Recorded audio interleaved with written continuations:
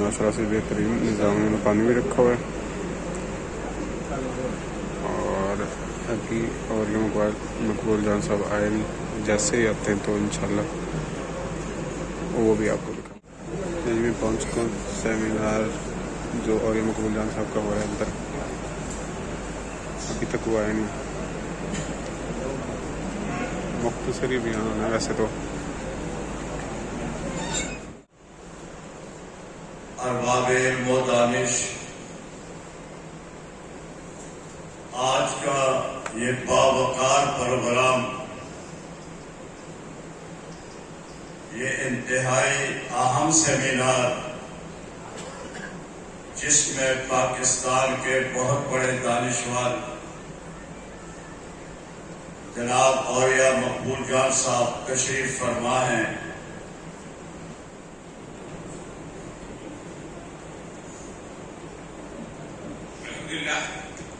الحمدللہ وکفى وسلام علی عباده الذین اصطفى، اما بعد فاعوذ باللہ من الشیطان الرجیم، بسم اللہ الرحمن الرحیم، قل ان کنتم تحبون اللہ فاتبعونی یحببکم اللہ، قال رسول اللہ صلی اللہ علیہ وسلم، بدا الاسلام غریبا وسیعود غریبا فطوبى للغرباء، رب اشرح لي صدری ويسر لي امری واحلل عقدۃ من لسانی یفقهوا قولی۔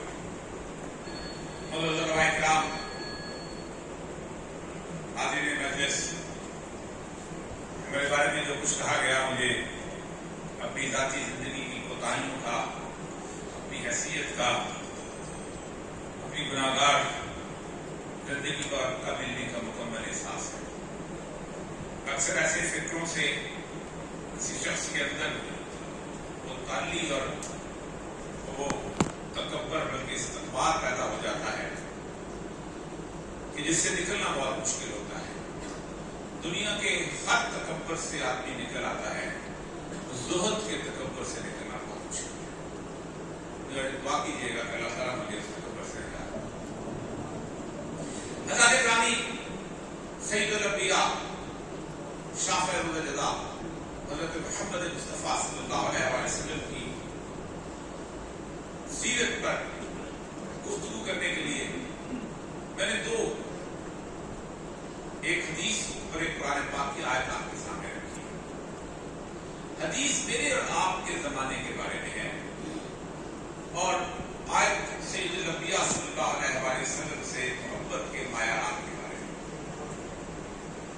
لیکن اس سے پہلے کہ ہم ذکر کریں اس ہستی کا کہ جو رہتی دنیا تک مشعل نور ہے اور ہدایت کا سرچشمہ ہے، اور رہتی دنیا تک میں اگر جدید زبان میں استعمال کروں تو لیڈر ہے۔ جھوٹ بولتے ہیں جو کہتے ہیں کہ مسلمانوں کا دامن لیڈرشپ سے خالی ہے۔ جس امت کو، جس قوم کو رسول اکرم صلی اللہ علیہ وسلم کا لیڈر میسر ہو، اور وہ کسی اور جگہ سے ہدایت دیتی ہے، کسی اور جگہ سے روشنی دیتی ہے، اس سے بڑا کوئی قسمت اور نہیں۔ جب سید الانبیاء صلی اللہ علیہ وسلم کی سیرت کی کتابیں میں بچپن میں پڑھتا تھا تو اکثر ایک دو ایسے مقامات پہ آ کے میں رک جاتا تھا اور میں حیران ہوتا تھا کہ ایسا کیوں ہے۔ آپ نے تو وہ کتابیں پڑھی ہوں گی، سیرت کی کتابوں میں سب سے پہلا باب جو ہوتا تھا وہ ہوتا ہے آپ کے زمانے کا،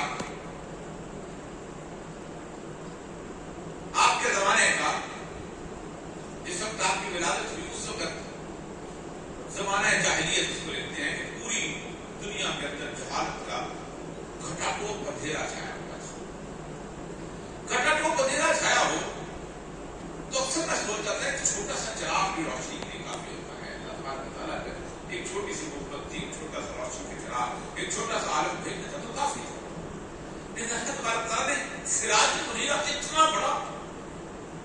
اتنا بڑی روشن دیں کہ سورج چاند کی طرح اور رہتی دنیا تک روشنی دینے والا تو بھیجا، تو کیا ایسی بات ہے؟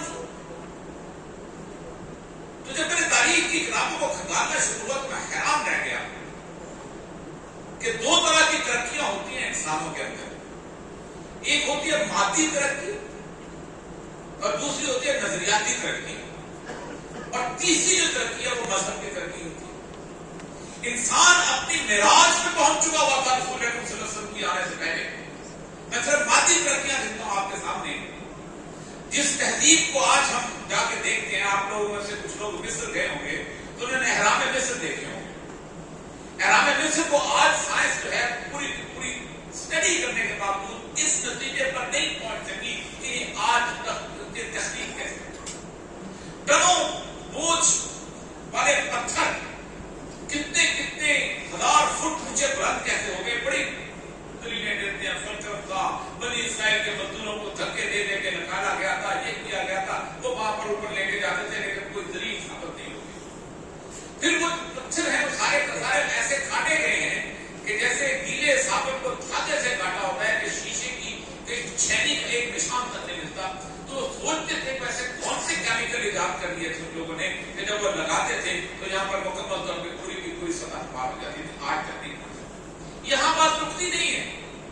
हर एहराम मिस्र के अंदर बारीक छोटे छोटे सुराख हैं जिससे सूरज की रोशनी अंदर आती है, और वो रोशनी पूरे एहराम की दीवार पर एक कैलेंडर बना देती है, और वो 3000 साल की तकवीम है जिसके अंदर ये बताया जा सकता है कि आज सूरज जो है आज से 15 साल बाद कहां पर से गुजरेगा, मरीख का सियारा कहां से गुजरेगा, चांद की गर्दिश कैसे होगी। अमेरिका की नेवी जो ऐसा मेरी टेबल्स निकालती है, हर साल निकालती है कि इस साल गर्दिश कैसी होगी, चांद ग्रहण ऐसे लगेगा। उस 4000 साल पहले पहले एहराम मिस्र के जरूरत इंसान तक रह जाता है ये कैसे हो गया। इसका मतलब है तहजीब अपने उरूज पर पहुंच चुकी थी। बाबुल नैनवा की सरजमीन थी रसूल अकरम सल्लल्लाहु अलैहि वसल्लम के आने से पहले, जिसे नमरूदों की सरजमीन कहते हैं, नबारदा के अंदर कोई शख्स तस्वर नहीं कर सकता कि उसके अलावा कुछ खुदा है। किस तरह क्या करोगे? वजह था तो बदली का तकबर। सबसे पहली बात यह है कि अगर दोनों ने ताकत पढ़ ली तो ये दोनों तुम्हें तुम्हारी इस अर्ज से जमीन से बेदखल कर देंगे। ये बड़ी छोटी सी बात है। असल क्या है? यह सब तरीका तुमसे तुम्हारा आइडियल लाइफस्टाइल छीन लेंगे। क्या कहा था बुश ने, क्या कहा था टोनी ब्लेयर ने 9/11 के बाद? जब उसने सुना कि ये हो गया है तो बुश का पहला सोचा था they want to take a lifestyle from us. ये मेरा लाइफस्टाइल मुझसे छीनना चाहते हैं, ये मेरी तर्ज जिंदगी मुझसे छीनना चाहते हैं। टोनी ब्लेयर ने मेरी बात है कि मेरी तर्ज जिंदगी मुझसे छीनना चाहते हैं। ये एक तर्ज जिंदगी की जंग है। ये वो तर्ज जिंदगी है, एक तर्ज जिंदगी है तो जो दुनिया के इर्द गिर्द घूमता है वहां खत्म हो जाता है। कुल हर नब्बे हमारा तुम्हें बताएं उस शख्स की हालत जिस शख्स की पूरी जिंदगी जो है फसाने में चलेगी।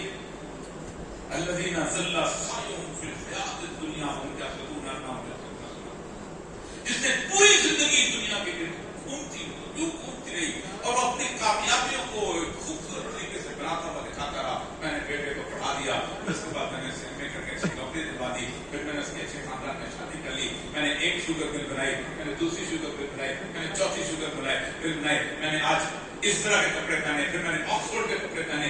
जिंदगी की तमाम लगातार क़यामत के दिन मैं इस शख्स का वजन भी नहीं करूंगा कि इसने कुछ अच्छे अमाल किए हुए हैं, बगैर हिसाब किताब के जहन्नम में फेंक दूंगा। क्यों? इसकी जिंदगी सारी की सारी दुनिया की तलवा में घूमती थी। इसने एक दफा भी नहीं सोचा कि मैं खराब करते हुए आज अल्लाह को याद करूं कि अल्लाह के लिए खराब करता हूं। वो कहता नहीं, बुलाओ जरा अपनी दी के मैं 1 करोड़ का दूंगा, मेरी तस्वीर भी बनाओ और साथ बताओ कि इतना बड़ा सही, इतना बड़ा दयालु, इतना बड़ा देने वाला। तो माया कारून को बड़ा सैयदना मूसा ने फरमाया इतना तुम्हें दौलत तुम्हारे पास आ गई है, बताओ इसमें तुम अल्लाह पे खर्च करो। उसने कहा तुम्हारा अल्लाह कहां से आ गया? ये तो मैंने अपनी समझ बूझ से सब कुछ किया है, मैंने अपनी अकल से किया है, मैंने अपनी तमाम तर मामला इस तरह तय किया। अल्लाह तुम्हारा कहां से आ गया?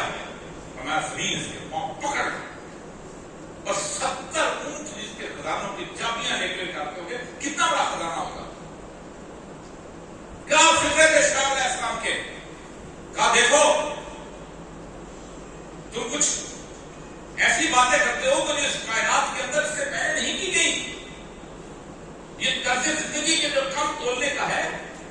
کیوں اختیار کرتے ہو؟ ہم تو پیسہ کماتے ہیں. فرمایا نہیں. پھر ایک اور فکرہ جو صالح علیہ السلام کی قوم نے بولا. صالح علیہ السلام کا اللہ کے راستے میں خرچ کیا کرو. صالح یہ کمال کیا آپ کے کہ تم کہتے ہو کمائیں ہم اور خرچ تیرے رب کی مرضی سے کریں. یہ منطق کہاں سے آ گیا بھائی؟ یہ وہ پورے کا پورا تصور تھا جو انبیاء کی دعوت تھی کہ نہیں اس طریقے سے تم المسلم. کیا تھا؟ کیا ہے آج LGBT؟ کیا ہے آج مرد اور مرد کی شادی اور عورت کی عورت کی شادی؟ جب لوط علیہ السلام کو بھیجا گیا تھا تو ان کا طریقہ زندگی تھا, ان کا طریقہ تم المسلم تھا. اگر بنیادی مسئلہ تو دیکھو قرآن تفصیلات نہیں دیکھتا. پھر سیدنا یوسف علیہ السلام کے زمانے میں یہ جو جدید دور آج آپ دیکھتے ہیں, اس جدید دور کی ساری تعریف پرستی, ساری کی ساری فوجی اور ریانی اپنے کمال میں پہنچ چکی ہوئی. جو تانا ہے سیدنا زلیخا کو, یوسف علیہ السلام کو کہا زلیخا کو عورتوں نے پتہ کیا دیا تھا؟ اٹھائیں تاریخ کی کتابیں, اٹھائیں وہاں, اٹھائیں پرانی مدنی کتابیں اٹھائیں. انہوں نے کہا زلیخا ہم تو جب مرد لاتے تھے خوبصورت ہم مل بانٹ کے کھایا کرتے تھے, تم نے کیا کیا کہ تو جلا کو اپنے پاس چھپا کرتے. اس سزا کی گندگی, اس سزا کی تہذیبی زوال آ چکا ہوا. مسجد میں کہا تھا کھڑے ہو جاؤ, تم ایسا اپنی بہن سے شادی کرو اور میں اپنی بہن سے شادی کرتا ہوں. انسیسٹ تو پوری کی پوری تہذیب اپنے زوال کے مقام پہ کھڑی تھی اور قرآن اس کی دعوت لے کے سید الانبیاء صلی اللہ علیہ وسلم پہنچے. اور سب سے پہلا کام کیا کیا, یہ نہیں کیا کہ میں اللہ کی طرف سے رسول آیا, میرے پاس ایک دعوت ہے, میرے پاس ایک قرآن ہے. سب آپ پہ کھڑے ہو کے کہا حیران کن بات ہے, دیکھو میں نے تمہارے درمیان عمر گزاری, بتاؤ میں کیسا ہوں, میں کیسا ہوں. پوری مکے کی تہذیب کے سامنے اپنے آپ کو پیش کیا. وہ تہذیب کہ جس تہذیب میں خانہ کعبہ گر گیا تو اس کی بنیادیں استوار کرنے کے لیے قریش نے چاہا کہ ہم مکمل ایمانداری والا پیسہ خرچ کریں گے, اس میں حرام کی کمائی نہ ہو. اتنا نہیں بچ سکا تھا کہ خانہ کعبہ مکمل ہو گیا سکے, مسجد کا علاقہ خالی چھوڑ دیا گیا.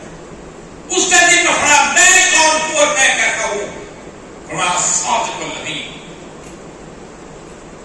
صادق الامین, میری بات مانتے ہو. اللہ اس مقام کے اندر دل کے مقابل میں حیران ہے. ایک چھوٹی سی پہاڑی, لیکن میں کہہ دوں کہ اس پہاڑی کے پیچھے بہت بڑا لشکر ہے تو مان لو گے. ابو لہب نے کہا میں گھر پہلے جا کے تلوار لے کے آؤں گا, پھر جا کے دیکھوں گا کہ لشکر ہے. خالی نے کہا آپ کو میری بات یہ دل نشین ہے تو سن لو, خلاف اس کی اصلاح نہیں ہے کہ سب قافلہ یہاں سے ہے جانے والا, ڈرو سے دو وقت ہے. مواقع سے انسان جزاؤ صدا سے ناگاہ سے مبداؤ منتہا سے لگائی تھی کہ نو محصبہ سے بڑے تھے بہت سرور بندے دکھاتے کہ سنتے چھرا گیا پھر سارا خاطی نے تو اشار کر کے پکارا کہ ساتھ واحد عبادت کے لائق دعاؤں اور دل کی شہادت کے لائق. وہ بجلی کا کڑکا تھا سو کے ہاتھی عرب کی زمین اس میں ساری گیا. یہ نصیحت میں نے 24 سال بلوچستان میں گزارے ہیں. لاہور چھوڑ کے چلا گیا تھا. میں 24 سال کے بعد لاہور واپس اگر آیا تو مجھے لاہور میں بڑی تبدیلیاں نظر آتی ہیں. سڑک بن گئی, پل بن گئے, ہوائی اڈا اچھا ہو گیا, پلازے بن گئے, سب کچھ ہو گیا. یہ آسانی سے ہو جاتا ہے. جو لوگ 70s میں دبئی گئے ہیں وہ جانتے ہیں کہ 15-20 سال کے اندر انہوں نے دنیا بدل گئی. لیکن یہ کبھی نہیں ہو سکتا کہ 24 سال کے بعد میں آؤں تو چور چوری نہ کر رہا ہو, جھوٹا جھوٹ نہ بول رہا ہو, عورت کی عزت و تقریم واپس آئی ہوئی ہو, اللہ سے ڈرنے والے ایک مخلوق کا نام محمد رسول اللہ الذین معه رحمهم تراهم ركعا سجدا يبتغون فضلا من الله ورضوانا. تم ان کے پورے چہرے ہم تو محراب سے بات کرتے ہیں, عربی مانا جاتے ہیں, تمہیں پورا چہرہ مجسم سجدہ کر رہا ہے ان کا. ایسی مخلوق, ایسے لوگ تیار کیے. مجھے تانا دیا جاتا ہے ٹیکنالوجی، پہلے تم ٹیکنالوجی حاصل کرو تب جا کے تم لڑنا، تب جا کے تم بات کرنا۔ آپ کو پتہ ہے کہ زہیر ابن کعب نے جو قصیدہ لکھا ہے 52 کا، اس میں رسول اللہ سے تلوار کو تلوار کتنی بنا ہے؟ بدر میں جب صحابہ کو لے کے آپ چلے ہیں 313 صحابہ، تو پتہ ہے سازمان کیا تھا آپ کے پاس؟ حفیظ نے لکھا جب ان کے پاس 2 گھوڑے 6 زرہیں 8 شمشیریں پلٹنے آئے تھے، یہ لوگ دنیا کا کتنا۔ کسی نے پوچھا جب رسول اللہ لڑوانے لے جا رہے ہو، مروانے لے جا رہے ہو؟ کوئی ایک سوال کیا کسی نے؟ اللہ کہتا ہے میں تو یوم الفرقان کہتا ہوں اس کو، آج ہم نے فرق کر دیا تھا کہ کون ہے۔ آپ حیران ہوں گے بدر کی کیفیت کو دیکھیں، علی ابن ابی طالب ایک طرف اور عقیل ابن ابی طالب دوسری طرف، عباس ابن عبد المطلب اور حمزہ ابن المطلب دوسری طرف، سگے بھائی۔ عبادہ ابن جراح ایک سر کاٹ کے ایک کان سے پکڑ کے لے کے آئے، رسول اللہ فرمایا رسول اللہ میرا باپ تھا، مقابلے پہ آ کر سر کاٹ کے۔ یہ ہے طریقت مسلح، پورا عالم اکٹھا ہو گیا، کوئی کولیجن نہیں ہے کسی کے ساتھ۔ آپ بہترین عورت چاہتے ہو، خوبصورت عرب کی جس عورت کو کہو گے، باہر سے کہو گے، یمن سے کہو گے، شام سے کہو گے، ڈھونڈ کے لائیں گے تمہاری شادی کروا کے۔ دولت چاہیے، دکھ جائیں گے، سب کچھ تمہیں دے دیں گے۔ سرداری چاہتے ہو، اگر سرداری کی جنگ ہوتی رسول اللہ صلی اللہ علیہ وسلم کے ساتھ تو ختم ہوگی تھی اس سے۔ سرداری کی جنگ نہیں تھی، طریقتکم النصرہ۔ اور طریقتکم النصرہ کیا ہے؟ من لم یحکم بما انزل اللہ فهو کافر۔ جو چیز ہم نے نازل کی ہے، جو لوگ اس کے مطابق فیصلے نہیں کرتے وہ کافر ہیں۔ من لم یحکم بما انزل اللہ فهو هم الظالمون، وہ ظالم ہیں۔ فیصلہ کس کا ہے؟ ان الحکم الا اللہ، اللہ کا حکم ہے۔ وما خلقت الجن والانس الا ليعبدون، ہم نے پیدا ہی نہیں کیا کسی شخص کو سوائے اس بات کے کہ وہ میری عبادت، میری بندگی، میری غلامی کرے۔ یہ ہے وہ تہذیب جو آپ نے بدلی ہے۔ اب جس کی کمروں میں تھا جیل کا آیا پلٹتی بس اقتماد میں اسی کا ہے۔ اس تہذیب میں سید الانبیاء صلی اللہ علیہ وسلم کا جو نمونہ ہے، ہماری حالت تباہ و برباد کیوں ہے؟ ہم تباہ اس لیے ہیں کہ بنیادی طور پر ہم سید الانبیاء صلی اللہ علیہ وسلم پہ درود بھی بھیجتے ہیں، ہم ان کی تمام زندگی کے معاملات کے اندر عزت بھی کرتے ہیں، خوشبو اور روحان سے شاندار محفل بھی سجاتے ہیں، مجھے اتنی دور سے بلاتے ہیں، یہاں ایک بڑی شاندار سی محفل کر کے رات کو سو جاتے ہیں۔ ایک اللہ کمال کہتا ہے قل ان کنتم تحبون اللہ فاتبعونی۔ جو لوگ سوال کرتے ہیں اے نبی تم سے کہ ہم اللہ سے کیسے محبت کریں، سب سے چیز تو اللہ ہے نا جی، اشد حب للہ، اللہ سے شاندار ہے، اللہ راستہ بتاتا ہے۔ فاتبعونی، اتباع کا کرنا بڑا سادہ ہے، اے نبی تیرے رنگ میں رنگ جائیں۔ فاتبعونی یحببکم اللہ، اللہ تم سے محبت کرنے لگے۔ ایک بہت بڑا آتھر ہے ایرک فرام، بات کچھ چیزیں کسی سے مل جاتی ہیں، سننا سنایا دانائی جہاں سے علم کیا ہے، مومن کا گمشدہ مال ہے۔ گمشدہ مال یہ ہے کہ میرا موبائل یہاں پر رہ جائے تو میں وہاں بہالپور پر پہنچ کے مجھے یاد ہے تو آپ پاگل ہو جاتے ہیں کہ یار میرا 3 لاکھ روپے کا موبائل ڈھونڈو کدھر سے۔ رسول اللہ نے یہ ہے امام کا گمشدہ مال، کبھی سوچا کسی نے اتنا تردد کیا کسی نے؟ تو اس ایرک فرام نے کہا ہے کہ ایک اس کی کتاب آرٹ آف لونگ، محبت کرنے کا طریقہ کار کیا ہے۔ وہ کہتے ہیں کہ محبت جو ہے اس کے 4 درجے ہیں۔ اب آپ نبی صلی اللہ علیہ وسلم کی ذات کے حوالے سے دیکھیں کہ آپ ان 4 درجوں سے گزرے۔ سب سے پہلا درجہ یہ ہے کہ آپ جس سے محبت کرنے لگتے ہیں اس کے بارے میں نالج یعنی علم حاصل کرتے ہیں، اٹھتا کیسے ہے، چلتا کیسے ہے، بیٹھتا کیسے ہے، زندگی کیسے گزارتا ہے، بچوں کے ساتھ کیسے رہتا ہے، بیوی کے ساتھ کیسے رہتا ہے، رشتے داروں کے ساتھ کیسے ہے، خرچ کتنا کرتا ہے، کھاتا کتنا ہے، باتیں کون سی پسند کرتا ہے، مسکراتا کیسا ہے۔ शानदार इल्म हासिल करते हैं, ये दावा करते हैं कि मैं उससे प्यार करता हूं, मुझे पता है वो कहता है। इसकी पहली मंजिल अपने महबूब के बारे में इल्म हासिल करना। इल्म नहीं है उसके बारे में, आपको पता नहीं है, तो आप उसे इश्क नहीं कर रहे। वो कहते हैं जब दूसरी सतह ये आती है, जब आपका इल्म मुकम्मल हो जाता है, तो फिर आप अंडरस्टैंडिंग की मंजिल, ऐसा कहूंगा तो नाराज हो जाएगा, ऐसे कपड़े पहनूंगा तो नाराज हो जाएगा, ऐसी चाल चलूंगा तो नाराज हो जाएगा, ऐसे गुस्से से बोलूंगा तो नाराज हो जाएगा, ऐसे लोगों के साथ उठूंगा बैठूंगा तो नाराज हो जाएगा, ऐसी तरह की जिंदगी गुजारूंगा तो नाराज हो जाएगा, ऐसी तरह बातें करूंगा तो खुश हो जाएगा। दूसरी मंजिल कहते, तीसरी मंजिल जब इस जगह से गुजर जाते हैं तो फिर आप कहते पेन लेते हैं उसके लिए, आपको नहीं होता कुछ, आप अलकसाहट में होते हैं। उसने मुझे थकत होगी, लेकिन उसने कहा था यार नमाज पढ़ लो, अच्छी बात है, मैं पढ़ लेता हूं, बेशक नींद कर। उसने कहा था देखो तुम दौलत उस वक्त तक नेकी के दर्जे पर पहुंच नहीं सकते जब तक तुम वो चीज खर्च न करो जिसे तुम सबसे ज्यादा मोहब्बत करते हो। खैरात नहीं, ज़कात नहीं। मैं वाकया सुनाता हूं, सैयदुल अंबिया के प्रेम का सहाबा कौन थे और मैं बताता हूं उन्होंने तब्दीली क्या लाई। मदीने में साहब का बाग था, रसूलुल्लाह ने कहा कि बाग तुम अल्लाह के रास्ते में लेते हो, इजाजत है बाकी तलबा और सारे